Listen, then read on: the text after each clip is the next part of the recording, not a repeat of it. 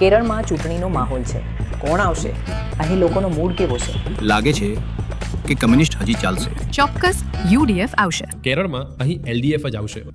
કોંગ્રેસ આવશે. તે તો અલબત્ત એલડીએફ કમ્યુનિસ્ટ છે. કોંગ્રેસ જોરદાર વાપસી કરી રહી છે. ના આગળ ના પાછળ. બહુ ટફ રહેશે.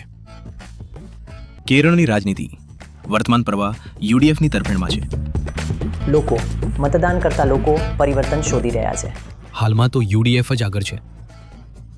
અત્યારે કોંગ્રેસ આગળ છે. કેરળમાં યુડીએફ શાસન કરશે. સતીશ નાયર ફક્ત કેરળમાં જ ચાલે છે.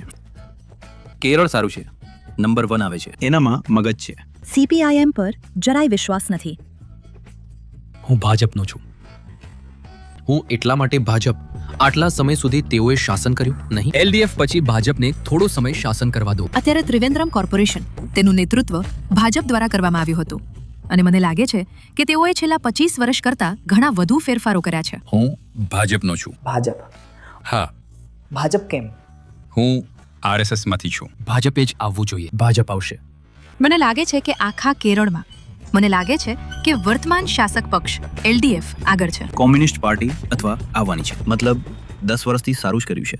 હજુ પણ કોઈ કમી નથી. એલડીએફ અહીંયા વિસ્તારમાં સારા વિકાસ કાર્યો લાવી છે. પિનરાઈ સરકાર જ આવશે તે નક્કી છે. ફરીથી હવે બીજા 5 વર્ષ માટે આવવાની શક્યતા છે. મારો પરિવાર પણ કોમ્યુનિસ્ટ છે, તેથી હું કોમ્યુનિસ્ટને મત આપું છું. એલડીએફ 85 સીટ મેળવીને સત્તામાં આવશે એવા વિશ્વાસ સાથે અમે હજુ પણ આગળ વધી રહી છે.